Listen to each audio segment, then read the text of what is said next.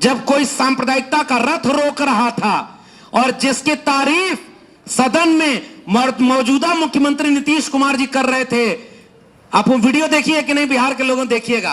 पुराने वाले नीतीश कुमार सदन में खड़े होकर कह रहे हैं कि आडवाणी जी और अटल जी से मैं पूछना चाहता हूं कि आप जब दंगा वाला रथ लेकर चले थे तो समस्तीपुर में गरीब का बेटा, कमजोर का बेटा लालू यादव ने आपके रथ को रोक दिया था, तब जाके सांप्रदायिकता का यह रथ रुका हुआ था।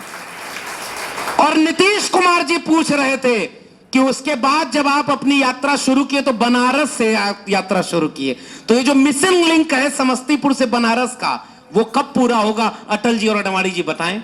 इस गूंजे धरती आसमान रामविलास पासवान वो सदन में खड़े होकर कह रहे हैं हिंदू धर्म तो, जो तुम हिंदू नाम लेते हो तो फर्जी है अभी। और मैं इतना बिहार में इसलिए घूम रहा हूं क्योंकि मेरा स्वार्थ यूपी बचाने का ज्यादा है। बिहार अगर 25 में बचेगा तो 27 में यूपी बच जाएगा। सीधी और सपाट बात कहना चाह रहा हूं। इसलिए हाथ उठाकर वादा करो, जितने ओबीसी समाज के लोग आए हो, अगर आपकी लाठी में दम है तो अपने से कमजोर पर कभी नहीं चलेगी, अपने से कमजोर को बचाने पर लगेगी। इस देश में तो नारा लगा था एक जमाने में जब सांप्रदायिकता का रथ चल रहा था, तो यही यूपी बिहार तो मिलकर रोका था। बिहार के लोगों, पहला रथ आप रोकना, और हम दावे से कह के जा रहे हैं 25 में आप रोको, 27 में हम यूपी में रोकेंगे और उसके बाद इनको हमेशा के लिए खत्म करने के। आप ये अगर बिहार नहीं बचाने, याद रखना, किसी की जाति बचेगी नहीं, किसी का घर नहीं, नौकरी नहीं बचेगी, बारी बारी सबका नंबर आएगा। और ये तस्वीर लगा करके ये जो कार्यक्रम हो रहा है, अगर बिहार को आपने दंगाइयों के हाथ से नहीं बचाया तो अगली बार इस तरह का कार्यक्रम भी नहीं हो पाएगा। मेरी बात को नोट कर लीजिएगा कि अगर रावण शक्तिशाली हुआ, रावण राज्य होगा, तो इस सीता जैसी जो जनता है इसका अपहरण होगा, और अगर राम राज्य होगा तो इस सीता का अग्नि परीक्षा लेकर फिर जंगल में छोड़ा जाएगा।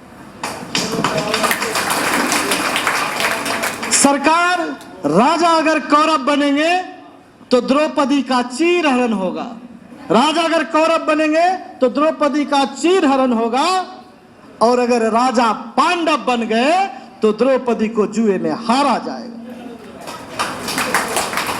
लेकिन जब राज बाबा साहब अंबेडकर का होगा, राज जब संविधान का होगा, राज ज्योतिबा फूले, सावित्रीबाई फूले, महामना बीपी मंडल का होगा, तो अंतिम पायदान पर बैठे हुए लोग भी सत्ता के सबसे शीर्ष की ऊंचाई राष्ट्रपति बनने का काम करेंगे। यह हमारे संविधान का ताकत है। मैं इसी आगाज के साथ साथी लक्ष्मण यादव को बुलाना चाहते हैं कि आप आए और अपनी बात को रखें। जोरदार तालियों से स्वागत करें।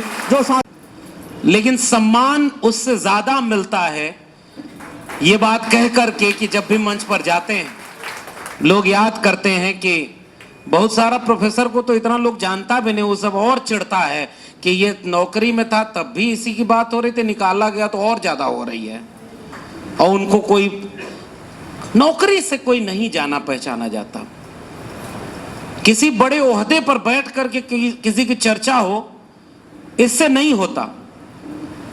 जिनकी तस्वीरें लगी हैं, जिनके बहाने हम लोग मिल रहे हैं, इनमें से कोई कायदे से नौकरी करने वाला नहीं रहा, न नौकरी के लिए जीवन में कोई समझौता किया हो, इसलिए हम उनको सम्मान दे रहे हैं।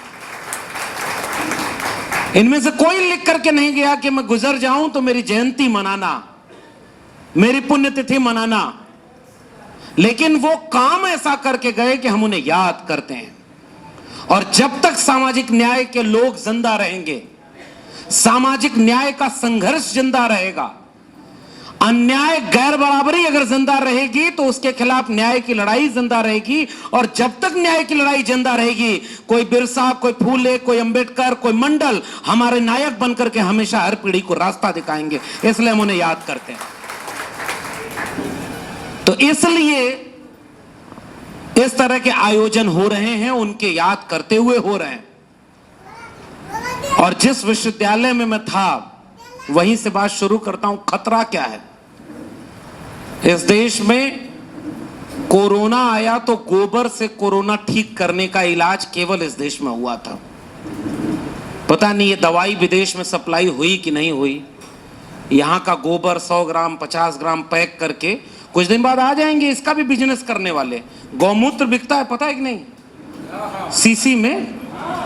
वहां भी अगर आपको बढ़िया इलाज कराना है तो, और जो बेचता है वही उसका सेवन नहीं करता है, वो बिजनेस करता है। जैसे उदाहरण बताऊं, एगो पान मसाला का प्रचार होता है, पता नहीं इधर होता है कि नहीं। उसका प्रचार बहुत बड़े बड़े सिनेमा के हीरो करते हैं, केवल प्रचार करने का, पान मसाला का प्रचार करने का करोड़ों रुपया लेते हैं, करोड़ों रुपया लेते हैं, लेकिन अपने वही पान मसाला कभी नहीं खाते, ना अपने बच्चों को खिलाते हैं। आजकल भी कुछ लोग ऐसा ही खतरनाक चीज बेच रहे हैं अपने पूरे देश में, लेकिन अपने उस दंगे की भीड़ में न शामिल होते हैं, न अपने बच्चों को उसमें शामिल करते हैं। वो केवल बेच रहे हैं ताकि मुनाफा उनको हो और कैंसर आपको हो। इसी उदाहरण से आप इसको समझें। एक बार एक वीडियो में देख रहा था, उसमें ये बिहार का था, छोटा सा बच्चा वो गुटखा खा रहा था, तो उससे सवाल पूछने वाला, ऐसे ही हमारे जो यूट्यूबर और सोशल मीडिया के साथी हैं, मीडिया आपके कार्यक्रमों को नहीं दिखाएगा, लेकिन मीडिया नहीं दिखाया इससे आंदोलन और कार्यक्रम रुके नहीं। अपना मीडिया खड़ा करने की दिशा में आगे बढ़िए तो वो आपके कार्यक्रम को आगे दिखाएंगे। ये सोशल मीडिया हमारा मीडिया है, इसलिए जितने ये यूट्यूब के चैनल वाले लोग आए होंगे इन सबको सब्सक्राइब भी करिएगा। अगली बार ऐसे किसी कार्यक्रम की वीडियो यही आप तक पहुंचाएंगे। वो वाला जो वीडियो टेलीविजन पर है ना, वहां आजकल नारियल उड़ा रहा है सब मंत्र मार करके, देखा है कि नहीं वो वीडियो? अमेरिका में रॉकेट उड़ा रहा है, जहां से उड़ा रहा है काम करके वो वापस वहीं आ जा रहा है। टेस्ला एक कंपनी है जो बिना ड्राइवर के गाड़ी चलवा रही है। चैट जीटीपी और एआई डेवलप हुआ है। एक क्लिक अगर एक सवाल करके आप पूछें कि अंग्रेजों से माफी मांगने वाले का क्या नाम था, तुरंत वो बता देगा, तुरंत बता देगा। बाबा साहब का संविधान बनाने में क्या योगदान, एक क्लिक पर। ऐसा टेक्नोलॉजी डेवलप हो गई है। एक रोबोट ऐसे ऐसे बन रहे हैं कि अब अलग अलग तरह से मनुष्य का काम हल्का हो रहा है। दुनिया तरक्की कर रही है और भारत में टेलीविजन पर बैठकर एगो पाखंडी मंत्र फूंक करके नारियल को हवा में उड़ा रहा है, ऐसे ऐसे करके। ये हमारे सामने संकट है, ताकि आपके तर्क बुद्धि विवेक खत्म हो जाए। सोचना बंद कर दीजिए, चमत्कार में खुश रहिए। इसलिए मैंने कहा कि सोशल मीडिया आपकी खबर दिखाएगा, और इसलिए हम यहां आकर के खड़े हैं कि जिस विश्वविद्यालय में मैं 14 साल पढ़ाया, उस विश्वविद्यालय की एक प्रिंसिपल, एक डिग्री कॉलेज की, ये हमारे तिलका मांझी यूनिवर्सिटी भागलपुर से हमारे पूर्व विभागाध्यक्ष साहब बैठे हैं। उसी यूनिवर्सिटी में मुझे भी नौकरी मिली थी, यही तिलका मांझी यूनिवर्सिटी भागलपुर था। 2017 की बात रही होगी। उस समय मैं इसलिए नहीं आया कि दिल्ली विश्वविद्यालय में पढ़ा रहा था, वहां होगा तो अच्छा हो जाएगा। अब जैसे देखता हूं इस विश्वविद्यालय की हालत, अफसोस होता है। दिल्ली, ये पटना के विश्वविद्यालय के प्रोफेसरों को हर महीने सैलरी नहीं मिल पाती। देश भर में बीए 3 साल में कंप्लीट हो जाता है, यहाँ कहीं 4 साल, कहीं 5 साल। अपनी किस्मत, अगर कंप्लीट होना होगा तो 4-5 साल में हो जाएगा। उसमें जा भी कौन रहा है इसका देश को पता ही नहीं। लेकिन फिर भी तिलका मांझी यूनिवर्सिटी में अभी तक कोई कुल जो है एचओडी ऐसा नहीं आया जिसने कहा होगा कि इस कमरे में अगर एसी काम नहीं कर रही है तो कमरे की सीमेंटेड दीवारों पर गोबर पोतवा दो, तो गोबर पोत देने से एसी का काम करेगी वो। अभी पीछे हैं आप लोग। दिल्ली विश्वविद्यालय आगे निकल गया है, वहां गोबर लिपा जा रहा है कैंपस में।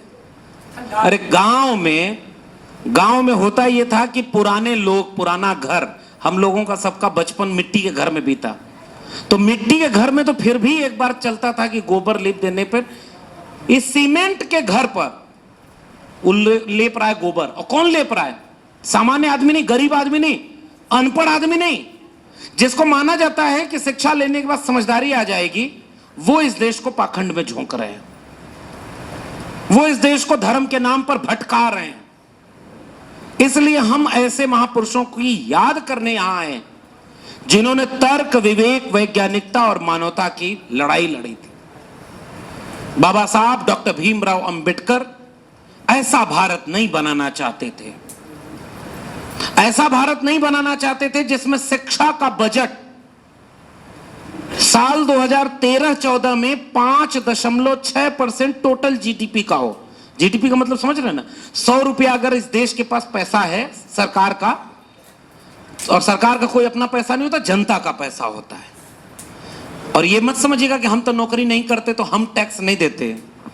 वो टैक्स, अगर आप माचिस खरीदते हैं, दिया सलाई खरीदते हैं, नमक खरीदते हैं, तब भी आप इनडायरेक्ट टैक्स दे रहे होते हैं।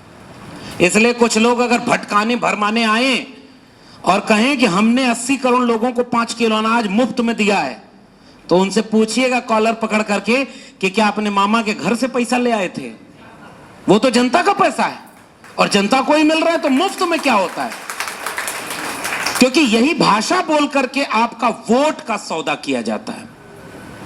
जिसका नमक खाए हो उसको नमक का हक अदा करना, और जिसके संघर्षों से ये सम्मान पाए हो उसके संघर्षों का सम्मान का हक अदा नहीं करना है। डॉक्टर अंबेडकर न होते तो ये देश कैसा होता? बिरसा मुंडा न होते तो ये देश कैसा होता? मंडल आंदोलन की लड़ाई न होती तो ये देश कैसा होता? बिहार कैसा होता? इसलिए हम जब यहां आए हैं तो एक संकल्प लेने आए हैं कि लाख विपरीत परिस्थितियां आए, गोबर हारेगा और गोबर खाने वालों की साजिश हारेगी, और हम तर्क और वैज्ञानिकता पर एक समानता वाला भारत बनाएंगे। इस बात का संकल्प हम लेकर के यहां से लौटना चाहते हैं। उस भारत के बनाने का रास्ता कौन दिखाएगा कि कैसा भारत बनना है? वो रास्ता दिखाने वाले लोगों की तस्वीरें और लोगों के नायकों की तस्वीरें वो ऊपर बैनर में लगी हुई है। वो केवल फोटो नहीं है जिसकी पूजा करनी है रख करके। डॉक्टर अंबेडकर तो साफ कहते थे कि मुझे मूर्तियों में मत ढूंढना, मैं तुम्हें किताबों में मिलूंगा। अब आजकल मूर्ति में कौन ढूंढ रहे हैं? अभी विधायक जी बैठे हमारे ठीक पहले, उन्होंने बड़ा महत्वपूर्ण बात बोली। उन्होंने भी मूर्ति बनवाई, लेकिन ऐसे इलाके में जहां बाबा साहब को खड़ा करना जरूरी था, इसलिए भी कई बार मूर्ति की जरूरत पड़ती है। मैं उत्तर प्रदेश से आया हूं, और उत्तर प्रदेश में एक समय में अगर बहुजन सरकारें न होती और मूर्तियां न बनी होती तो वहां कम से कम पहली बार डॉक्टर अंबेडकर को ले जाने में ही बहुत मुश्किल आ जाती। लोगों को पता ही नहीं है कि कौन है डॉक्टर अंबेडकर। तो पहले चरण में मूर्तियां जरूरी होती हैं, किताबें उनके बाद आती हैं। जब कोई चौराहे से गुजरेगा और पूछेगा कि ये कौन है, बच्चा पूछेगा पिता से, और अगर पिता को नहीं पता है तो झूठ बोल देगा, और पिता को पता होगा तो वो और पता करेगा और बताएगा, तो अगली पीढ़ी में वो ट्रांसफर होगा। लेकिन अब क्या हो रहा है कि मूर्ति से आगे बढ़कर विचारों तक आना है ना, मूर्ति तक नहीं रुक जाना है।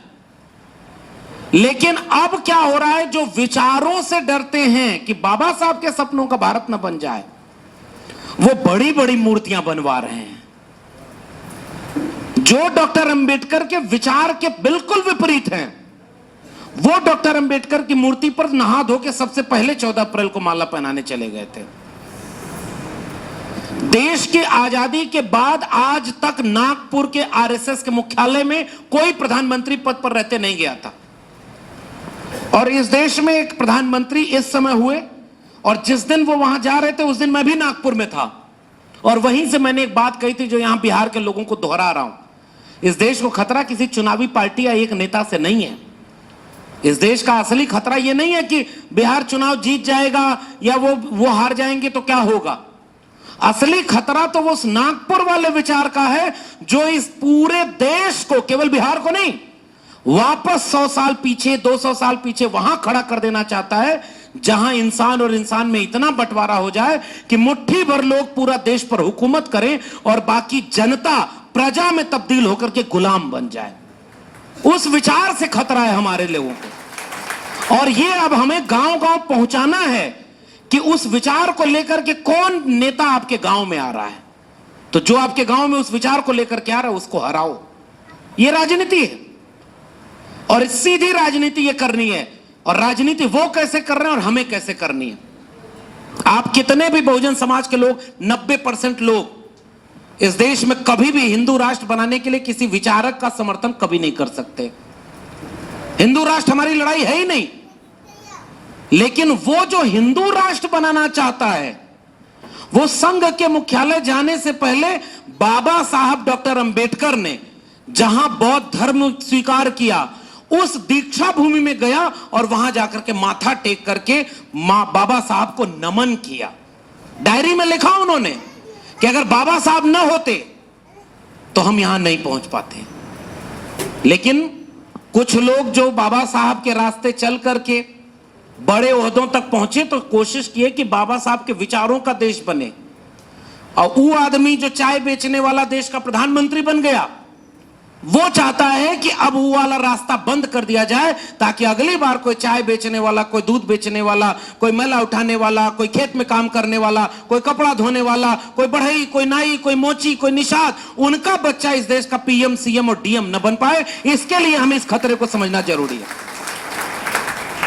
सामाजिक न्याय के सामने सबसे बड़ा संकट मैं ये देख रहा हूं, वो डॉक्टर अंबेडकर को मिटा नहीं सकते, इसलिए वो डॉक्टर अंबेडकर की मूर्ति पर माला पहनाना शुरू कर दिए हैं। और इसी को विधायक जी ने अभी इशारे में कहा, खूब जयंती मनाई जा रही, और जो जयंती मना दे, जो जय भीम बोल दे, गांव का हमारा सामान्य व्यक्ति हो सकता है वो भी समझेगा कि नीला गमछा तो इनके पास भी है, और जय भीम भी बोल रहे हैं, और बाबा साहब को मसीहा भी बोल रहे हैं, तो हो सकता है ये अपने आदमी होंगे। लेकिन बहरूपियों को पहचानना बहुत जरूरी है, और बहरूपिया जब आएगा तो भेष बदल कर आएगा। जिस गांव में जहां जाएगा वहां का वो रंग का चोला पहन लेगा। मेरा तो बचपन से ही नौगछिया से एक रिश्ता रहा है। मैं बचपन में भागलपुर चाय बेचते बेचते एक बार आया था, इस स्टेशन पे गया था। अब भागलपुर वाले खुश, अरे ये तो हमारे बीच के आदमी हैं। मैं जब एक बार यहां पर कहीं चाय नहीं मिल रही थी तो मैंने फिर से नाली के गैस को, फिर से वहां पर एक बर्तन लिया, उसमें टोटी लगाई और उसमें पाइप लगा के नाली के गैस से चाय बना ली थी। अब पूरा देश इसी में मगन। जो जितना बड़ा झूठ बोल ले उतना बड़ा। सामाजिक न्याय के विचार के सामने सबसे बड़ा संकट अब यह है कि आपके आइकॉन को अब वो भी याद कर रहे हैं जो इनको विचारों पर ताला लगाना चाहते हैं, लेकिन मूर्ति पर माला भी पहनाना चाहते हैं। इस खतरे को सबसे पहले समझना जरूरी है। और इसके लिए बिहार, उस क्रांतिकारी सरजमी को मैं याद करता हूं। लगातार बिहार के उस सामाजिक न्याय आंदोलन से हम लोग का एक वास्ता रहा है। दक्षिण भारत में आप कल्पना करिए, मैं पूरे महीने बहुत जगह पे बाबा साहब की जयंती मनाई गई, बहुत बड़े बड़े कार्यक्रमों में गया। एक चीज मैं देख रहा हूं, अगर इस देश में आदिवासी कोई कार्यक्रम करेंगे तो बिरसा मुंडा की तस्वीर होगी, जयपाल सिंह मुंडा की तस्वीर होगी, आदिवासी नायकों तिलका मांझी, सिद्धू कान्हू सबकी तस्वीर होगी। उसमें अब वो कॉमन तस्वीर होगी बाबा साहब डॉक्टर अंबेडकर की उनके बीच में। इस देश में दलित समाज के, शेड्यूल कास्ट कम्युनिटी के जितने लोग, वो अपने साथ बाबा साहब के बगल में महात्मा फूले की तस्वीर लगाते हैं। और ऐसा भ्रम है लोगों को कि ओबीसी तो कोई आंदोलन करते नहीं, ओबीसी तो कोई कार्यक्रम करते नहीं, ओबीसी का तो कोई आंदोलन की पृष्ठभूमि रही नहीं, सारा ओबीसी का लोग तो धर्म बचा रहा है, सारा ओबीसी सांप्रदायिक हो गया है। हालांकि ये पूरा सच नहीं है, आधा सच है। आजकल धर्म के नाम पर अफीम थोड़ा थोड़ा सब चाट रहा है, कोई कम कोई ज्यादा, बस फर्क इतना है वोट सबका वो ले रहा है, कहीं बस चेतना कम है कहीं ज्यादा। ऐसे वक्त में जब पूरे देश में ओबीसी जहां जहां आंदोलन, कार्यक्रम, सांस्कृतिक आयोजन कर रहा है, तो वो बाबा साहब डॉक्टर अंबेडकर के बगल में महात्मा फूले, और उत्तर भारत में खासकर अब धीरे धीरे दक्षिण में भी वो चेतना पहुंच रही है कि बीपी मंडल की तस्वीर भी लगाई जाती है। यानी इस देश में एससी, एसटी, ओबीसी और शाहीन बाग में जब सीएनआरसी का प्रोटेस्ट हुआ तो उस प्रोटेस्ट में जो कि अगुवाई मुसलमान कम्युनिटी कर रही थी, उसमें भी अगर कोई नायक था उस पूरे प्रोटेस्ट का तो वो बाबा साहब डॉक्टर अंबेडकर थे। और उनकी तस्वीरें लेकर के लोग उस जन आंदोलन में बैठे हुए थे। इससे एक बात तो तय हो गई कि आने वाला वक्त बाबा साहब डॉक्टर अंबेडकर के विचारों का होगा, बशर्ते अगर उनके विचारों के मानने वाले उनके किताबों को बचा ले गए, उनके विचारों को बचा ले गए, तो डॉक्टर अंबेडकर पढ़े जाएंगे, और अगर विचारों को नहीं बचा पाए तो डॉक्टर अंबेडकर पूजे जाएंगे। फर्क केवल इतना होगा, मिटाएगा नहीं अब कोई डॉक्टर अंबेडकर को, अब वो दन गया, एप्रोप्रिएट कर लिया जाएगा। तथागत बुद्ध के लिए आंदोलन चल रहा है कि जहां ज्ञान प्राप्त हुआ वो बुद्धों को दे दो, बौद्धिस्ट होना चाहिए। इसी देश में जैन समाज के लोग महाराष्ट्र और मध्य प्रदेश में प्रोटेस्ट कर रहे हैं क्योंकि जैनों का मंदिर तोड़ दिया गया, उनकी जमीन भी कब्जा की जा रही है। इस देश के लोगों को जब हिंदू बनाया जाता था तो लगता था कि केवल मुसलमानों को ठीक किया जा रहा है, चूड़ी टाइट की जा रही है। अब्दुल की चूड़ी टाइट हो गई, उसी में अकरम की चूड़ी टाइट हो गई, और उसी में हिंदू खुश। ज्यादा कुछ न करत है तो कम से कम उनको तो ठीक कर रहा है। लेकिन बारी बारी वो नंबर सबका ले आएगा, क्योंकि उसे धर्म से मतलब ही नहीं, उसे पूरे देश को बेचना है, उसे जमीन दिख रही है। अभी मैं आ रहा था तो खगड़िया होते हुए आया, हमारे मित्र आर्यन जी और ये लोग कहे कि यहां थोड़ा चाय पीते चले जाइए। वहां एक व्यक्ति, एक सज्जन हमें मिले और संस्कृत विश्वविद्यालय के बारे में उन्होंने बताया कि वहां पर एक डिग्री कॉलेज है, उसके पास 1000 एकड़ से ज्यादा जमीन थी, आवासीय परिसर था। वहां पर बैठ करके विश्वविद्यालय में, डिग्री कॉलेज में लोग पढ़ते थे। धीरे धीरे वो पूरी जमीन गबन कर ली गई और कोई अपने अपने नाम पर जोतने बोने लगा। आज की तारीख में उस डिग्री कॉलेज की हालत ये है, 8 प्रोफेसर हैं और पढ़ने वाला विद्यार्थी कोई नहीं है। कागज पर 40-50 लोग हैं जो परमानेंट है, उनकी सैलरी आ रही है, और जो जमीन थी उसको कोई ताकतवर आदमी कब्जा लिया है, और जो लड़ने जा रहा है उसके ऊपर ही मुकदमा हो रहा है। जवाहरलाल नेहरू विश्वविद्यालय के जमीन का एक बहुत बड़ा हिस्सा बेच दिया गया पीपीटी मॉडल पर, पब्लिक प्राइवेट पार्टनरशिप। दिल्ली विश्वविद्यालय का एक बहुत बड़ा हिस्सा जमीन का वो निजी कंपनियों को दे दिया गया कि वहां आप कुछ बनाइए और उससे कुछ पैसा मिलेगा तो हमको मिलेगा। देश के जितने सरकारी स्कूल थे, अभी पूर्व के वक्ता ने बोला, मेरे उत्तर प्रदेश में जहां राम राज्य आया हुआ है, पिछली बार सरकार 27,000 स्कूलों को बंद करने जा रही थी। यह है इस देश का असली खतरा। सरकारी जमीन को बेच दो। एक जमाने में बहुजनों का नारा लगा करता था, और रिंकू जी ने बहुत पहले जब लगातार हम लोग संवाद करते थे कि हम बहुजन समाज को इस नए वैचारिक संकट से कैसे जगाएं। ये बौद्धिक लोग हैं इसलिए मैं कुछ गहरी बात कर रहा हूं। यहां आकर के ये बात बहुत करना है कि उठो बहुजनों, बाबा साहब तेरा मिशन अधूरा, हम सब मिलकर करेंगे पूरा। कैसे करोगे आप? पता ही नहीं कि मिशन क्या था और आज के तारीख में खतरा क्या है। इसलिए आप बौद्धिक समाज के लोगों को कुछ होमवर्क देना मेरा मन कर रहा है। गांव के आदमी को समझाएगा कौन? पहले किताब उन्होंने हमको बताई, रिंकू जी ने, और मैं ये किताब पढ़ रहा था। आते समय और पढ़ा कि बिहार में चल करके कुछ नए सिरे से कुछ नई बात की जाए, जिससे कोई मुहिम खड़ी हो सके, कोई चेन रिएक्शन शुरू हो। एक आयोजन करने में बहुत मेहनत लगती है। जितने लोग आयोजक हैं उनके लिए धन्यवाद देते हुए एक बार बधाई तो जरूर दीजिए कि इतने लोगों का इतना बढ़िया आयोजन इन लोगों ने किया। 1 रुपया किसी से चंदा लेना हो, आजकल चंदा डरा कर तो लिया जा सकता है, लेकिन प्रेम से कहां लिया जा सकता है। ऐसे वक्त में यह आयोजन हुआ है तो कुछ एक गंभीर बातें यहां से निकलें।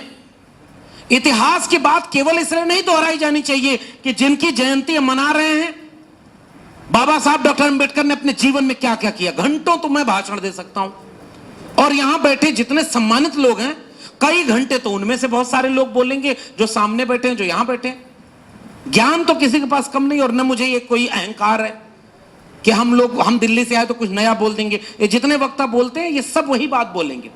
बस होता ये है कि हम क्या यहां से बैठ करके कोई नए तरीके से किसी को समझाने के लिए कोई नया जरिया निकाल पा रहे हैं क्या? मंथन होना चाहिए इस तरह के वैचारिक कार्यक्रम में। और इसलिए ओबीसी समुदाय पर फोकस करके मैं थोड़ी सी बात रखना चाह रहा हूं, क्योंकि जिसकी आबादी कितनी है पता नहीं। ओबीसी एक ऐसा शेर है जो अभी सो रहा है, बड़ा ये चलता है सोशल मीडिया पे। ओबीसी ऐसा शेर है जो अभी सोया है, जगाओ मत, वरना अगर ओबीसी का सोया हुआ शेर जाग गया तो यहां से जाके वहां सो जाएगा। जाग के कहां जाएगा, कैसे जागेगा, उसका पुराना इतिहास किसी ने बताया नहीं। ओबीसी में जातियों को बांट दिया गया और जातियों का विभाजन ओबीसी में सबसे गहरा बना दिया गया, गहरा बना दिया गया, क्योंकि ओबीसी के साथ सोशल डिस्क्रिमिनेशन वैसा नहीं था। इसकी सांस्कृतिक और ऐतिहासिक जड़ें भी तो हैं। दलितों को आपने अछूत बना दिया, मंदिर में घुसने नहीं दिया। उनको जब अपना मसीहा मिला तो उन्होंने नायक की तरह उसको पूजा कि अगर बाबा साहब अंबेडकर न रहे होते तो हमको तो इंसान ही नहीं समझा गया था। इसलिए डॉक्टर अंबेडकर को पूरे देश ने दुनिया में पहुंचाया है, तो इस देश के दलित समाज के लोगों ने पहुंचाया है, उनको आपको बधाई देनी चाहिए। वो जागरूक हैं, वो जागरूक हैं, वो अपने सांस्कृतिक चेतना को लेकर जागरूक हैं। भटकाव उनमें भी आ रहा है क्योंकि नई पीढ़ी हो सकता है इतिहास नहीं पढ़ रही है। लेकिन ओबीसी जिसको ये पता ही नहीं है कि सबसे ज्यादा आबादी आपकी, लेकिन आज आपकी आबादी कितनी है इसकी पता ही नहीं, क्योंकि जाति जनगणना नहीं हो रही है। बिहार में सत्यदेव जी, आप लोगों के गठबंधन की सरकार जब थी, आरजेडी की, माले की, कांग्रेस की, तो महागठबंधन की सरकार ने जाति जनगणना करा दी थी। आजाद भारत में पहली बार कोई राज्य अपने सरकार में जाति जनगणना जातिगत सर्वे के रूप में करवाया, आंकड़े सार्वजनिक कर दिए। क्रांतिकारी काम था। बाद में पलट गया कोई, और पलटने के बाद वो लड़ाई अधूरी रह गई।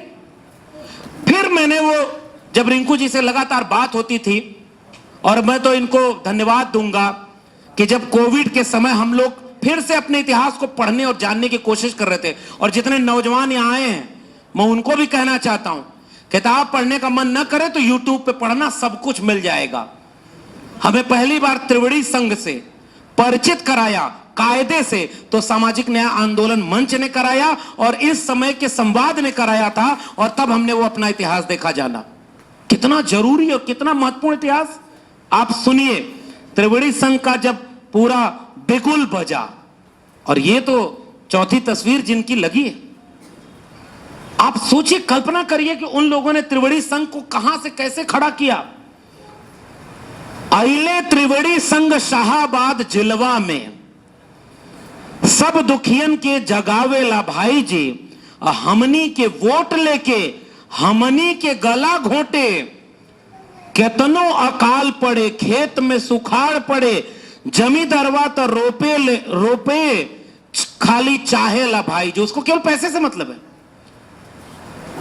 हमनी के गला घोटे, कितनो अकाल पड़े खेत में सुखाड़ पड़े, जमींदारवा तो रुपए खाली चाहेला भाई जी, जवन जाति अपना के जान से बेजान समझे, ओहू जतियन के जान दिलावेला भाई जी। अइले त्रिवेणी संघ शाहाबाद जिलवा में, सब दुखियन के जगावेला भाई जी। आप सोचिए, दुखी कौन था उस समय, और त्रिवेणी संघ की अगुवाई कौन कर रहा था? ओबीसी की 3 जातियां के लोग कर रहे थे। 3 लोग थे, इसमें पूरा नाम भी उनका है, आप लोग जानते होंगे। और लेकिन वो ओबीसी का आंदोलन मात्र नहीं था, वो 90% कमेरा लोगों की, दुखियों की, गरीबों की, कमजोरों की, वंचितों की बात करता था। और त्रिवेणी संघ का इतिहास कितना महत्वपूर्ण था, इस किताब को मैं पढ़ा तो उसके पहले जमीन आंदोलन और जनेऊ आंदोलन चला। फिर मुझे एक किस्सा याद आता है, उस किस्से पर आऊंगा। उसके पहले यह बात मैं सुनाना चाहता हूं। पापिन के पाप नासै, त्रास यमदूतन के, भव रुज परिवार नासै, ध्रार त्रिवेणी की, तिहि भांति त्रास नासै दुष्ट अन्यायियों के, गिरे को उठावे नित संघ त्रिवेणी के। आप सोचिए, कल्पना करिए, जो भी कमजोर है, वंचित है, उसको आगे बढ़ाने का काम त्रिवेणी संघ ने किया।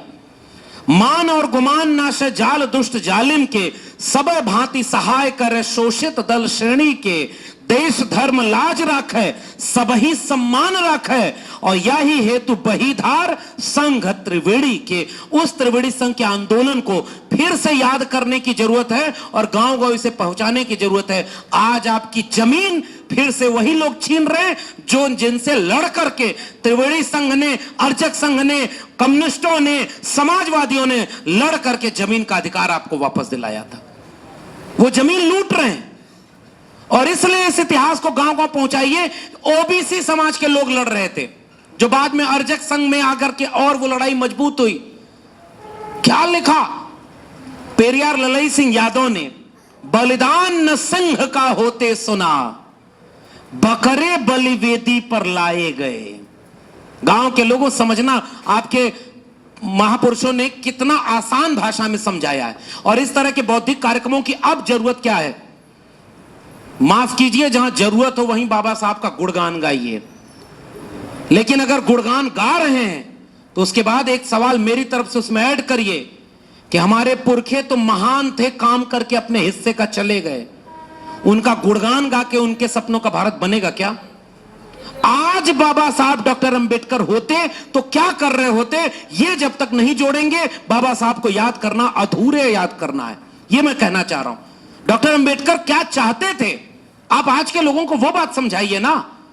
उनको पहचान अगर इतिहास से करानी है तो बताइए ना कि डॉक्टर अंबेडकर चौधार आंदोलन, महार आंदोलन में तालाब का पानी पी करके बाहर निकलना चाह रहे थे, जिसमें पशु पानी पी सकता था लेकिन इंसान नहीं पी सकता था क्योंकि उसकी जाति अलग थी। हमला करने वाला कोई मुसलमान था क्या? जब वो लौट रहे थे तो उनके ऊपर हमला हो गया, उनके साथियों के ऊपर हमला हो गया। आपको पता है जब बुद्धिज्म स्वीकार किया बाबा साहब ने, उस समय जो कार्यक्रम होते थे उनके ऊपर हमले होते थे। महात्मा फूले जब स्कूल खोलते हैं और स्कूल खोलने के लिए जब पढ़ाने जाते हैं तो उनके ऊपर पत्थर फेंका गया, मैला फेंका गया, उनको घर से निकाल दिया गया। और बिहार के लोगों, एक और इतिहास जानो, आज क्या हो रहा है। आज महात्मा ज्योतिबा फूले पर एक फिल्म बनी, बायोपिक फिल्म फूले नाम से।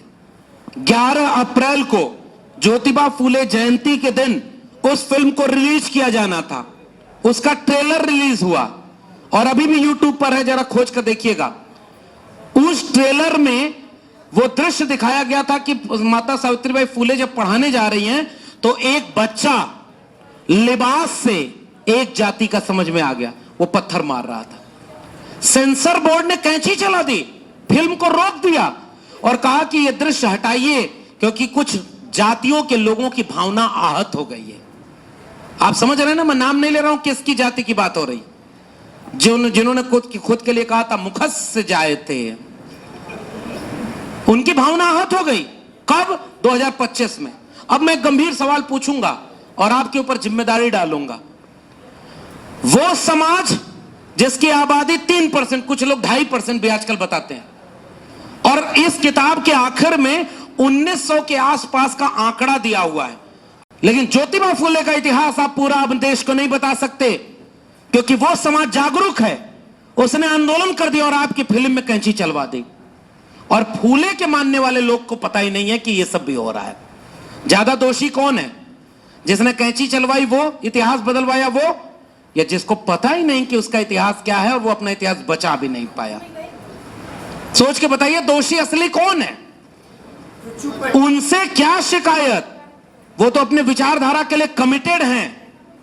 उनको जब मौका मिला तो अपने विचारों का राज बना रहे हैं। हिंदू राष्ट्र घोषित करो, किसी बाबा को भेज दिया है, बिहार में घूम रहे हैं, सब नए नए बाबा घूम रहे हैं। और बाबा सब आखिरी में बोलते हैं कि इस देश का संविधान बदलना है, इस देश को हिंदू राष्ट्र बनाना है। और उन बाबाओं की भीड़ में 90% हमारे लोग जा रहे हैं। कौन फेल हो रहा है? वो बाबा तो अपना एजेंडे पर आया है, एक पार्टी का प्रचार करेगा और हिंदू राष्ट्र बनाने की बात करके धर्म के नाम पर पाखंड बुक करके चला जाएगा। और राज जिसका जा रहा है, शिकायत उससे करनी चाहिए कि उससे करनी चाहिए? इसलिए हमको आईने की तरफ अपने को देखना होगा। इसलिए मैं याद कर रहा था, आप अपने इतिहास को नहीं बचा पाए। फूले फिल्म में यह इतिहास नहीं दिखाया जा सकता कि इस देश में जातिवाद ने महात्मा ज्योतिबा फूले को अपमानित किया, इसलिए उन्होंने किताब लिखी गुलामगिरी। लेकिन अगर हिंदू मुसलमान के नाम पर नफरत फैलानी है तो उनका सिनेमा बनता है और फ्री में प्रधानमंत्री देख रहे हैं, मुख्यमंत्री देख रहे हैं, उसका सब भाजपाई प्रचार कर रहे हैं। और ज्योतिबा फुले का फिल्म बनी, लोगों को पता ही नहीं। तो दोषी कौन है?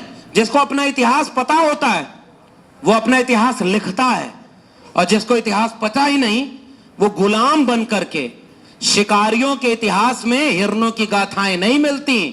अगर हिरणों को अपना इतिहास जानना है तो अपना इतिहास लिखना पड़ेगा।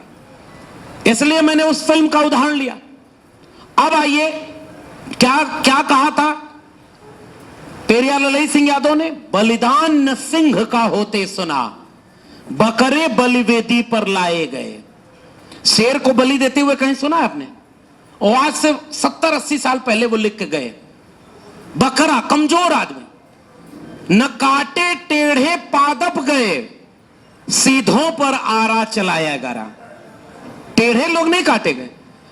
विषधारी को दूध पिलाया गया, केचुए कटिया में फंसाए गए। बलवान का बाल न बांका भया, और बलहीन सदा तड़पाए गए। ये बात समझाना चाहते थे। अब बलवान को, आबादी बलवान के पास नहीं थी, इसलिए उसने बाकी लोगों को एक फेक नैरेटिव आइडिया का दे दिया। वो नैरेटिव है धर्म का। और जो लोग धर्म के नाम पर शोषित थे उन लोगों को बांट दिया। इस लड़ाई को सबसे कायदे से तथागत बुद्ध ने भी उठाया, संत कबीर ने भी उठाया, संत रविदास ने भी उठाया। मुर्दा नाग, माटी का एक नाग बनाकर पूजे लोग लुगाया, और जिंदा नाग जब घर में निकला ले लाठी दौड़ाया। ये तो आज से 700 साल पहले महात्मा कबीर बोल गए। मछली ना तरी जिसको गंगा में ही घर है। कल मैं एम्स में था, दिल्ली एम्स में, और वहां कबीर पर एक नाटक हुआ। बाबा साहब के 3 गुरु, तथागत बुद्ध प्रज्ञाशील करुणा की चेतना, दूसरे संत कबीर, मल मल धोए शरीर को और मिटे न मन का मैल, और नहाए गंगा गोमती रहे बैल के बैल। आज किसी को बैल बोल दीजिए तो मुकदमा करवा देगा, ये हम के बैल बोल रहे हैं, हमारी भावना आहत हो गई। ये तो महात्मा कबीर बोल करके गए। लेकिन जिस भारत को बनाना चाहते थे कबीर, वो आज 2025 में फिर से धर्म के नाम पर, धर्म है नहीं, धर्म की आड़ में पाखंड की गिरफ्त में जा रहा है। धर्म होता तो कबीर का धर्म कहता था कि मोको कहां ढूंढे रे बंदे, मैं तो तेरे पास में। एक आदमी मिला मुझे उत्तर प्रदेश में, और उसने कहा कि कुंभ में भगदड़ हुई। हमने कहा हां, लोग देखे। कहे कितनी जगह हुई? मैंने कहा सरकार कहती है एक जगह। तो उसने कहा कि वहां तो वीडियो आई कि कई जगह भगदड़ हुई थी। हमने कहा हाँ, ये भी बात सही है। तो उसने कहा कि कितने लोग मरे? मैंने कहा सरकार कहती है केवल 30 लोग मरे। तो कहा आपको लगता है कि सरकार सही बोल रही है? हमने कहा लेकिन सरकार जो बोल रही है वही सही, क्योंकि हम गलत बोलेंगे तो मुकदमा हो जाएगा। उसने कहा कि नहीं साहब, वहीं जो आस्थावान हिंदू गए थे नहाने, वही बोल रहे हैं कि वहां तो बहुत ज्यादा लोग मारे गए, हजारों लोग गायब हो गए। तो हमने कहा कि लेकिन ये सब आप हमसे क्यों कहलवाना चाहते हैं? समय जमाना खराब है, और वहां देखिए एक सामने बुलडोजर भी खड़ा दिख रहा है, कहीं उसकी दिशा घूम गई और हमारे लोगों के ऊपर चलने लगा। उस आदमी ने कहा कि सोचिएगा, अगर झूठ बोला गया तो इस देश के लोगों से बोला जा सकता है, क्योंकि मीडिया झूठ बोला जाएगा, और सत्ता अगर चाहेगी तो मीडिया झूठ को सच कह देगी और सच को नहीं दिखाएगी। लेकिन अगर कोई भगवान है तो उससे झूठ बोला जा सकता है क्या? तो हमने कहा नहीं। तो कहा जिसकी मर्जी के बिना एक पत्ता नहीं हिल सकता, उससे कोई झूठ बोल सकता है क्या? हमने कहा नहीं। तो कहा इसका मतलब फिर भी अगर कोई झूठ बोल रहा है तो इसकी 2 ही वजह हो सकती है, या तो ऊपर कोई है नहीं, और दूसरा अगर है तो उसका डर नहीं है। क्योंकि यहां झूठ बोल करके सरकार बचाई जा सकती है, उससे कैसे झूठ बोलोगे जो सच में सब देख रहा होगा? तो आपको इस कहानी से क्या शिक्षा मिलती है? कि कोई है, मान लीजिए है भी, तो उसका डर, यहां के नेताओं को जो धर्म के नाम पर चोला पहने हुए हैं, उनको उसका डर है क्या? अगर डर होता तो झूठ नहीं बोलता। इसका मतलब यह है कि देश गहरे संकट में जा रहा है, और लोगों को अब हम यह नहीं समझा पा रहे जो तुम कर रहे हो वो धर्म नहीं, पाखंड है। धर्म अलग है और पाखंड अलग है। धर्म अलग है और राजनीति अलग है। वही राजनीति धर्म का चोला पहन करके आएगी और आपका वोट लेके चली जाएगी और राज धर्म का लाएगी, तो संविधान का राज कैसे बनेगा? इसलिए ये सारी लड़ाई कैसे लड़ी जाएगी, इसको अब आखिर में इसको समझा जाए। ये तो खतरे हो गए। शिक्षा बजट घाट दिया गया। मैं तो विश्वविद्यालय में रहा। संकट पाखंड फैलाने के लिए पहली शर्त क्या थी? शिक्षा बर्बाद करो। पढ़ा लिखा आदमी जल्दी मूर्ख बनेगा क्या? पढ़े लिखे आदमी को मूर्ख आप बना सकते हैं? आज पढ़ा लिखा आदमी होगा तो हॉस्पिटल जाएगा दवाई लेने कि कहीं और जाएगा? इसका मतलब यह है कि पढ़ाई अगर बर्बाद की जाए तो मूर्ख बनाना आसान हो जाएगा। ग्लोबली अमेरिका में यहां वाले का एक दोस्त वहां पर राष्ट्रपति बना हुआ है। गए थे पिछली बार यहां वाले प्रचार करने। अब की बार ट्रंप सरकार, याद आ रहा है? ये वाला नारा यहां भी लगा था ना, कोई आदमी आया था ना, वो बेच रहे हैं भारत को, मैं चैन से कैसे सो जाऊं, वो लूट रहे हैं भारत को, खामोश में कैसे हो जाऊं, हां मैंने कसम उठाई है मैं देश नहीं बिकने दूंगा, सौगंध मुझे इस मिट्टी की मैं देश नहीं झुकने दूंगा। अब यहां के जितने लोग थे, अरे भाई 56 इंच वाला पहली बार आया है, सब धक्का-धक वोट दे गए। उसके बाद पहले बैंक बेच दिया, रेल बेच दिया, एरोप्लेन बेच दिया, कहा था हवाई चप्पल वाले को हवाई जहाज में उड़ाएंगे, हवाई जहाज भी बेच दिया, और नीचे देखा तो हवाई चप्पल भी गायब। अनपढ़ आदमी हो, अगर राजा पढ़ा लिखा होता है तो शिक्षा मुफ्त करता है, और राजा अगर पढ़ा लिखा न हो फिर भी शिक्षा की अहमियत को जानता हो तो कलम और किताब पर 18% जीएसटी टैक्स लगा देता है। नई शिक्षा नीति ला करके पूरी शिक्षा को बेच देता है। क्लोजर मर्जर की पॉलिसी के तहत स्कूल कॉलेज बंद करवा देता है, और अगर जेब में पैसा है तो प्राइवेट स्कूल में पढ़ने जाओ। अब अनपढ़ों की एक भीड़ तैयार हो गई। अनपढ़ लोग भरे पड़े हैं पूरे देश में। चौराहे पर जाइए, अनपढ़ आदमी घुमा रहा है। क्या हुआ भाई? चीन के बारे में कुछ जानते हो? कहा कि नहीं, पाकिस्तान में तो हाहाकार मच गया है। उसको जो फेक न्यूज आ रही है, उसके बाद उसको सच्चा हक नहीं पता कि उसके गांव में भी हाहाकार मच गया, उसके घर में किसी को रोजगार नहीं मिल रहा, उसके भाई बहन को और शिक्षा नहीं मिल रही। पॉकेट मार जब आता है तो पहले उधर दिखाता है, हो देखा कौवा उड़ जाता है, अब पीछे से पॉकेट मार लेता है। आपको दिखाया जा रहा है कि देखो दुनिया में डंका बज रहा है। और उसने भी, अमेरिका वाले ने हार्वर्ड यूनिवर्सिटी का पैसा काट दिया कि यूनिवर्सिटी में पढ़े लिखे लोग तो बहुत ज्यादा कोई फायदा नहीं होता देश को, इसलिए पूरे देश को मूर्ख बनाओ। अब आइए, ये समस्या हो गई। बिहार को मूर्ख बनाने का काम हो रहा है कि नहीं हो रहा है? आप बिहार के लोगों जोर से बोलो। आप सोचते हो कि सारा खराब खराब बात हम ही बोल दें ताकि कुछ नुकसान हो तो हमारा हो, वीडियो इन्हीं का वायरल होगा। आप बताइए बिहार में शिक्षा की स्थिति क्या है?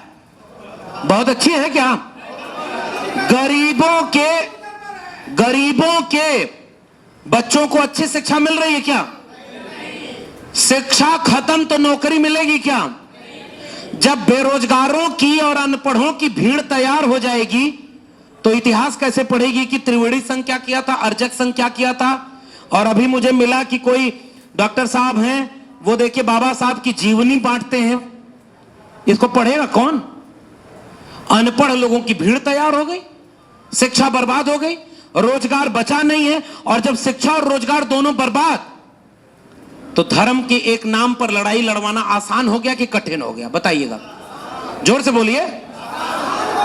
अब उसको यह समझाया जाएगा जैसे एक जमाने में कार्ल मार्क्स ने समझाया होगा, दुनिया के मजदूरों एक हो जाओ, तुम्हारे पास खोने के लिए केवल अपनी बेड़ियां और जंजीरें हैं और पाने के लिए पूरा जहान है ना। अब क्या समझाया जाएगा? भारत के जाहिलों एक हो जाओ, धर्म की लड़ाई बचाने की तुम्हारे ऊपर जिम्मेदारी है। मारे गए तो मोक्ष मिलेगा और जीत गए तो धर्म का राज मिलेगा। बताइए आसान काम है कि नहीं? अगर इसी में पढ़ा लिखा होता बिहार का नौजवान, कोई आईआईटी में पढ़ रहा होता, कोई मेडिकल में पढ़ रहा होता, कोई इंजीनियरिंग कर रहा होता, उसके घर का मां बहन बेटा सब लोग पढ़ाई कर रहे होते, तो कितने पढ़े लिखे लोग धर्म बचाने जाते? जरा हाथ उठा के बता दीजिए, कोई जाता क्या? आज जितने ने दंगाई भीड़ के हिस्सा बनते हैं, इसमें कोई पढ़ा लिखा नौजवान कायदे का है क्या? और जितना नेता पूर्णिया के इलाके में जब आते हैं तो वो वाला सांसद याद आता है कि फलाने जिला में रहना है तो हिंदू बनकर रहना होगा। यात्रा निकाल रहा था वो त्रिशूल लेकर के, यहां का बेगूसराय के आसपास का है, नाम लेने की जरूरत का है, उसका नाम ऐसा क्या है कि उसका नाम यहां लिया जाए? यहां तो फूले अम्बेडकर मंडल का ही नाम लिया जाएगा। एक आदमी से झगड़ा नहीं है भाई, वो आदमी हट जाएगा दूसरा त्रिशूल लेके घूमने लगेगा। उस विचारधारा से झगड़ा है। और किसके लिए त्रिशूल लेके घूम रहा था? हमारे लोगों का हक मारने के लिए घूम रहा था। इसलिए धर्म के नाम पर यह जो हो रहा है, इसको बचाना भी बिहार की जिम्मेदारी है। मैं उत्तर प्रदेश में रहा, अभी दिल्ली में रहता हूं। 2024 के चुनाव में उत्तर प्रदेश ने अगर 43 सीटों पर उनको हराया न होता तो आज इस देश का संविधान बचा होता कि नहीं बचा होता? जरा हाथ उठा के बताइए। बचा होता? अगर 43 सीटें बीजेपी को वहां हराई न गई होती तो संविधान वहां पर तो उतना सुरक्षित होता? भाई उसके बाद आपके यहां का एक आदमी एक बैसाखी दिया हुआ है और एक दक्षिण भारत का आदमी, दोनों के ऊपर मुकदमा था, दोनों को करोड़ों रुपया मिला। यहां वाले की तो तबीयत ठीक नहीं लोग बताते हैं, अच्छे आदमी हुआ करते थे, एक जमाने में समाजवादी आंदोलन से निकले हुए थे। और सोचिए समाजवादी लोग कहां जाकर के क्या हो रहे हैं। और सोचिए ये कितना बड़ा इस देश के साथ अन्याय हो रहा है, क्योंकि अब वो कमजोर हो गए और दोनों लोगों ने उनको बैसाखी दी है। लेकिन याद रखना बिहार के लोगों, अब आखिरी में अपनी बात समेट रहा हूं कि आपको करना क्या, आपकी जिम्मेदारी क्या है। हरियाणा चुनाव उसके बाद वो जीत गए, पता है ना कैसे जीते? गांव में घुसने नहीं दे रहे थे वहां के लोग प्रचार करने, क्योंकि किसान आंदोलन में वहां के लोग मारे गए थे। बहुत गौर से समझना बिहार के लोगों, आप समझदार और जागरूक लोग हैं, आपके ऊपर जिम्मेदारी बहुत ज्यादा है। ऐसे ही नहीं, ये इतिहास त्रिवेणी संघ का, अर्जक संघ का मैं बता रहा था, इतिहास संघर्ष का आपका है। डोला प्रथा के खिलाफ यहाँ के माले के लोगों ने लड़ाई लड़ी, जमीन के बराबर हक के लिए यहाँ के लोगों का नरसंहार हुआ, कुर्बानी दी, मारे गए लोग। उसके बाद तो थोड़ी बराबरी हासिल हुई थी। अब आप उस मोड़ पर खड़े हैं, केवल वो दिन लौटेगा नहीं, भूल मत, भ्रम में मत रहिएगा, उससे बुरा दिन आपका इंतजार करेगा। क्यों? क्योंकि बिहार के चुनाव के पहले हरियाणा में जहां लोग घुसने नहीं दे रहा था, जहां उस पार्टी के नेता कह रहे थे कि नहीं जीत पाएंगे, आज उन्हीं की सरकार है। गौर से समझना खतरा क्या है। बिहार हरियाणा में उनकी सरकार है कि नहीं है, और वहां कोई माहौल उनका जीत का नहीं था। फिर वो गए महाराष्ट्र, महाराष्ट्र में नोटबंदी का सारा पैसा सदुपयोग किया गया।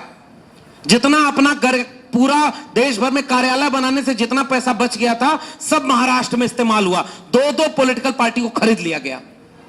उसके बाद चुनाव हुआ, और मैं महाराष्ट्र जाता हूं, बिहार के लोगों बहुत गौर से सुनना, वहां के आदमियों ने बताया 6 महीने पहले से गांव गांव में मुफ्त में वो चीजें बांटी जा रही थी और लोगों से पूछा जा रहा था तुमको क्या चाहिए, लो हम ट्रक भर के ले आए तुमको दे रहे हैं। लालच, ताकि अपना वोट बेच दो। दूसरा, वोट काट लिए गए वोटर लिस्ट से और पुराने फर्जी वोटर उसमें डलवा दिए गए। चुनाव आयोग के सामने आजाद भारत में पहली बार पूरा महाराष्ट्र का विपक्षी दल खड़ा होकर के बोलता है कि जितने वहां जनसंख्या नहीं है उससे ज्यादा वहां पर वोटर हो गए। कुछ हुआ इस देश में? लोकतंत्र बचा है क्या? चुनाव आयोग बचा होता तो संभव है क्या? मान लीजिए गांव में 100 लोग हैं, उसमें बच्चे भी होंगे, 18 साल से कम उम्र के लोग हैं, तो जितने 18 साल से कम उम्र है वो सब भी वोटर हैं, और कुछ लोग मर गए वो वोटर हैं। पहले के जमाने में एगो चुटकुला वाला सीन आता है, यूट्यूब पर बड़ा वायरल होता है।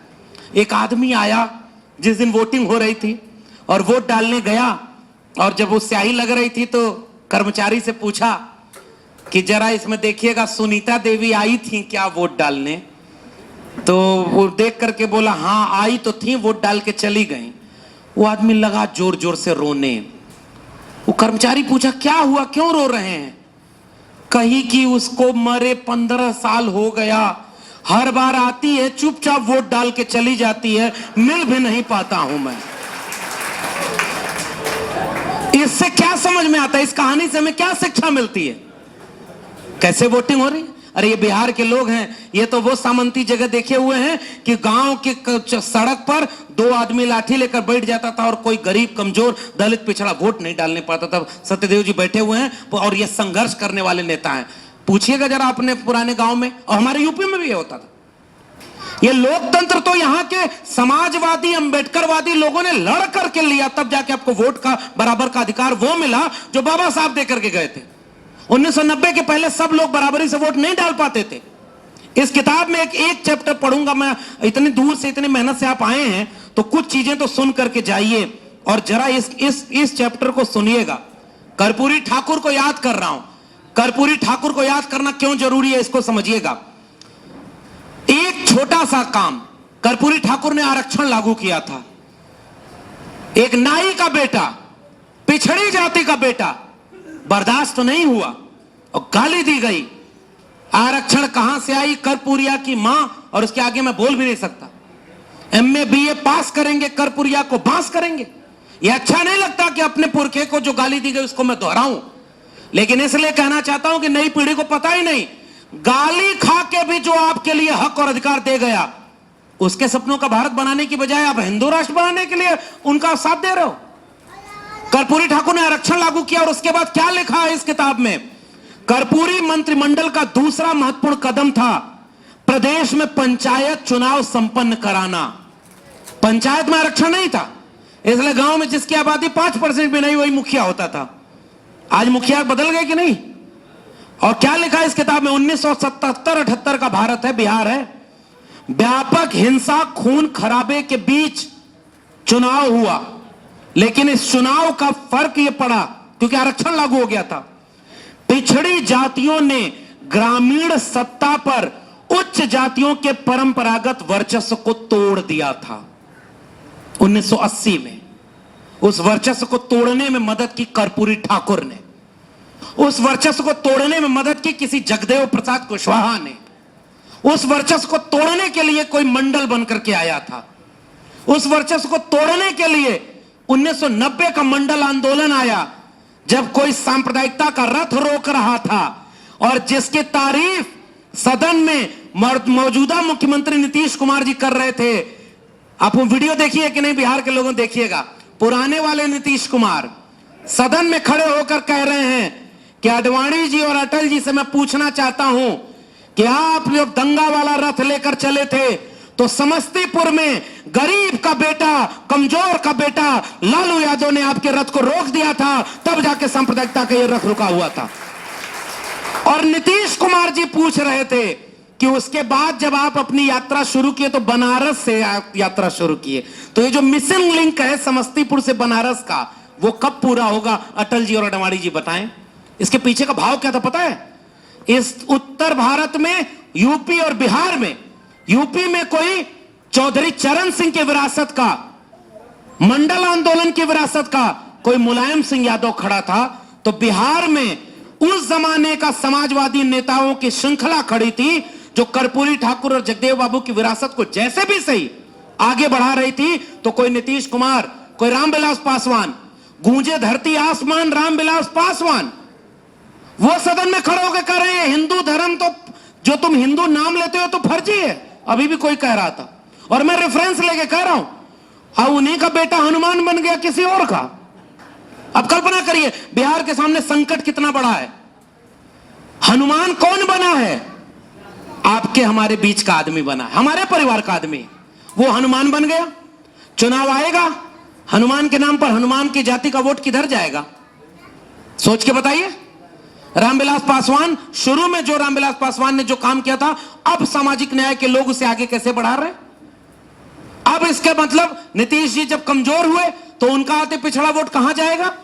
क्या वो वक्फ बिल पर आधी रात को कानून पास करके सुप्रीम कोर्ट ने पूछा हिंदू मंदिरों में कितने मुसलमानों को तुमने ट्रस्टी बनाया है, अगर तुम ये नहीं करते हो तो तुम दूसरे धर्म में क्यों घुसपैठ करना चाहते हो? ये तो सुप्रीम कोर्ट ने पूछ दिया। इसका मतलब बिहार के लोगों, आखिरी में संकट कितना गहरा है।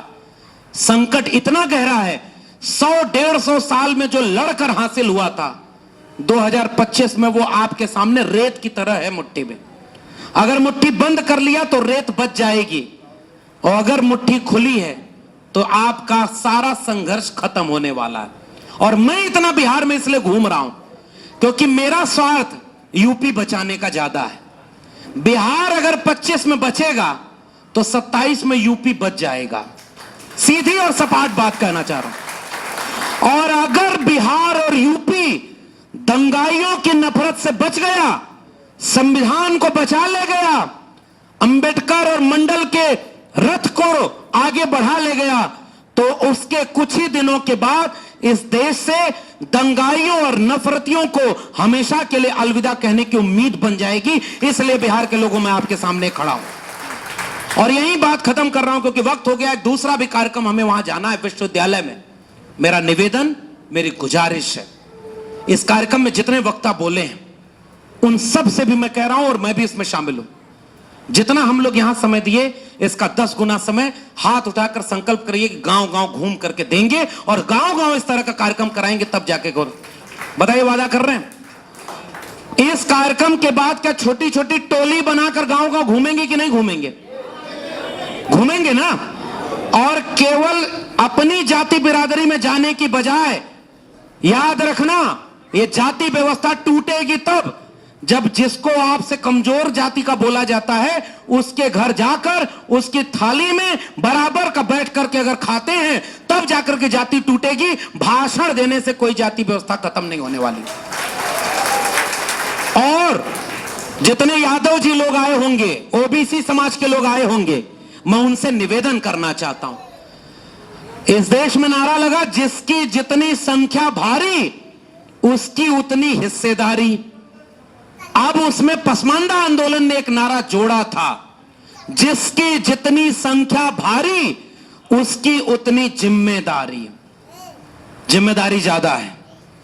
और यादव जी लोगों को, ओबीसी समाज के कुछ भी लोग जो अपने को ताकतवर समझते हैं, अरे राम नरेश यादव वहां मुख्यमंत्री थे और यहां कर्पूरी ठाकुर थे, ओबीसी समाज के लोगों को गाली देकर के अपमानित किया कि दिल्ली से चमरा भेजा संदेश, बार बनावा कर्पूरी या भैंस चरावा राम नरेश। और हमारे उत्तर प्रदेश में यादव मुख्यमंत्री, उनके बेटे वो भी मुख्यमंत्री विदेश से पढ़ के आए और यादव लोगों को लगता था कि जाति का भेद हमारे साथ नहीं होता। घर उनका गंगा जल से धुलवा कर अपमानित करने का काम किया था, मंदिर धुलवाता है और आज भी उनके तमाम लोगों को ये अपमान करने का काम करता है। इसलिए हाथ उठाकर वादा करो, जितने ओबीसी समाज के लोग आए हो, अगर आपकी लाठी में दम है तो अपने से कमजोर पर कभी नहीं चलेगी, अपने से कमजोर को बचाने पर लगेगी। और इसलिए हम आपसे निवेदन करने आए। इसलिए अब आप कार्यक्रम का रूप बदल रहे हैं हम लोग, और मैं रिंकू जी की इस बात से, इस मुहिम से सहमत हूं। आप जहां जहां टोली बना करके गांव गांव घूम सकते हैं, आप घूमिए साहब। जब अंग्रेजों से आजादी की लड़ाई चल रही थी, लोग नौकरी छोड़ करके कूद रहे थे, और आज हम उनका इतिहास पढ़ते हैं। और ये भागलपुर और नौगछिया का भी इतिहास रिंकू जी ने बताया। आज उससे बड़ी लड़ाई है। अंग्रेज तो विदेशी थे, गुलाम बनाए थे, सामने से लड़के आप उनको भगा दिए। और जो यहीं के नए अंग्रेज पैदा हो गए, जो आपके बीच में और आपकी जाति के बन करके आएंगे, उनको पहचान करके अगर आज नहीं रोके तो याद रखना 25 साल बाद उनको पीढ़ियां पहचान भी नहीं पाएंगी कि आपके हक और अधिकार को मारा किसने था। और इसलिए मैं आज ये निवेदन करना चाहता हूं, एक अगर शेड्यूल कास्ट कम्युनिटी के ऊपर कोई अत्याचार हो तो जितने ओबीसी समाज के लोग हैं, हमारी जिम्मेदारी है, पहला काम करिएगा, अन्याय जिसके साथ हुआ है कंधे से कंधा मिलाकर उस बस्ती में जाइए और खड़े हो जाइएगा साथ में, तब जाकर के बहुजन एकता बनेगी, वरना भाषण देकर के एकता नहीं बनती है। क्योंकि आएंगे कुछ लोग इस चुनाव में आपको लड़ाने के लिए आएंगे, जाति को जाति से लड़ाने के लिए आएंगे। और इस देश में तो नारा लगा था एक जमाने में, जब सांप्रदायिकता का रथ चल रहा था, तो यही यूपी बिहार तो मिलकर रोका था। बिहार के लोगों, पहला रथ आप रोकना, और हम दावे से कह के जा रहे हैं 25 में आप रोको, 27 में हम यूपी में रोकेंगे और उसके बाद इनको हमेशा के लिए खत्म करने के आप ये हम निवेदन करने आए। और उस रथ को रोकने के लिए उस जमाने में नारा लगा था, सौगंध राम की खाते हैं, मंदिर वहीं बनाएंगे। और उसके नाम पर कितना हिंसा हुआ। अब मंदिर बन लिया, अब मस्जिद के नीचे से मंदिर खोज रहा है सब। ये नफरत की आग मंदिर दिल में है, जिसको मंदिर जाना हो जाने दो। ये मंदिर और मस्जिद को आपस में लड़ाने की लड़ाई हमारी नहीं है। हमारे इतिहास में तो वो इतिहास दर्ज है कि मिले मुलायम कांशीराम और हवा में उड़ गए। अब हमने नहीं बोला है, बाकी लोगों को बोला है, उनको देख लीजिए। यही नारा बोलने पर यूपी में मुकदमा हुआ था। सोचो वक्त कितना बदल गया। जिस नारे को बोल करके हमारे पुरखे लड़ गए, आज उस नारे को बोलने पर मुकदमा हो रहा है। और अगर बिहार नहीं बचाने, याद रखना, किसी की जाति बचेगी नहीं, किसी का घर नहीं, नौकरी नहीं बचेगी। बारी बारी सबका नंबर आएगा। और ये तस्वीर लगा करके ये जो कार्यक्रम हो रहा है, अगर बिहार को आपने दंगाइयों के हाथ से नहीं बचाया तो अगली बार इस तरह का कार्यक्रम भी नहीं हो पाएगा। मेरी बात को नोट कर लीजिएगा।